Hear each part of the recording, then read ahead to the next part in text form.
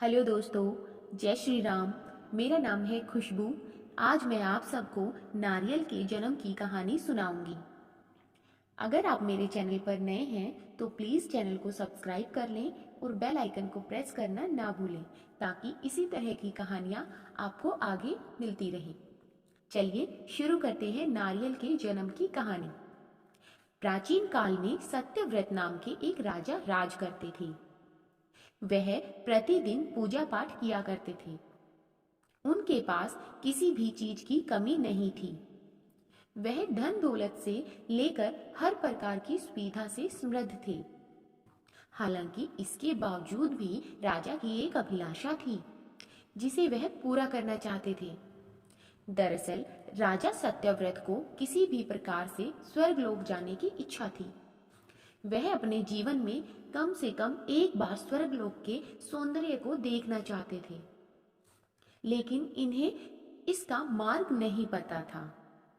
इधर दूसरी तरफ ऋषि विश्वामित्र अपनी तपस्या के लिए घर से बाहर निकले। चलते चलते वह अपनी कुटिया से काफी आगे चले गए थे। काफी समय बीत गया लेकिन वह नहीं लौटे। इस कारण उनका परिवार भूख और प्यास से तड़प रहा था। राजा सत्यव्रत को जब यह पता चला तो उन्होंने ऋषि विश्वामित्र के परिवार के पालन पोषण की जिम्मेदारी ले ली। कुछ समय बाद जब मुनिवर लौटे तो वे अपने परिवार को कुशल देखकर काफी प्रसन्न हुए। उन्होंने पूछा कि उनकी अनुपस्थिति में किसने उनकी देखभाल की। इस पर ऋषि के परिवार वालों ने बताया कि राजा ने उनके पालन पोषण की जिम्मेदारी उठाई थी। यह सुनकर ऋषि विश्वामित्र तुरंत राजमहल पहुंचे और राजा से मुलाकात की। वहां पहुंचकर उन्होंने सबसे पहले महाराज को धन्यवाद कहा। इस पर राजा ने ऋषि से अपनी इच्छा पूर्ण होने का आशीर्वाद मांगा। राजा की बात सुनकर ऋषि विश्वामित्र ने कहा, बोलिए महाराज, आपको क्या वरदान चाहिए।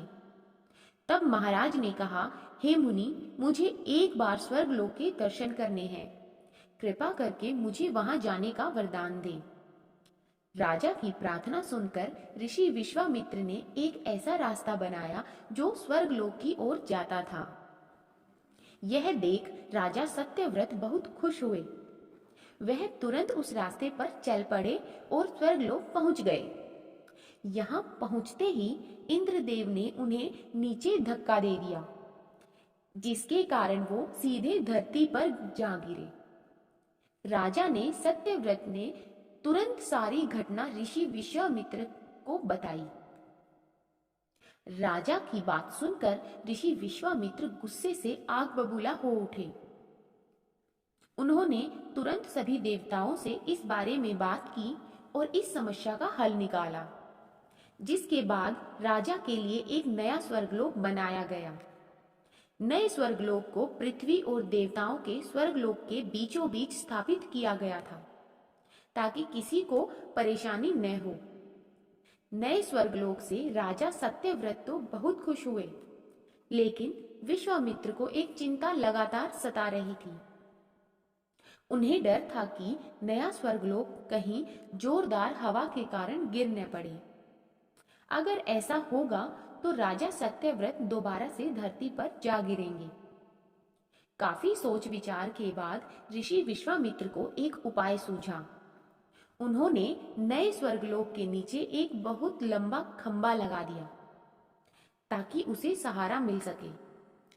ऐसी मान्यता है कि नए स्वर्गलोक के नीचे लगाया गया खंबा एक विशाल पेड़ के तने के रूप में बदल गया। यही नहीं, कुछ समय पश्चात जब राजा सत्यव्रत की मृत्यु हुई तो उनका सिर एक फल में तब्दील हो गया। सभी से इस खंबे को नारियल का पेड़ कहा जाने लगा, जबकि राजा का सिर नारियल के रूप में जाना गया। यही कारण है कि नारियल का पेड़ इतना लंबा होता है। कहानी से सीख मिलती है।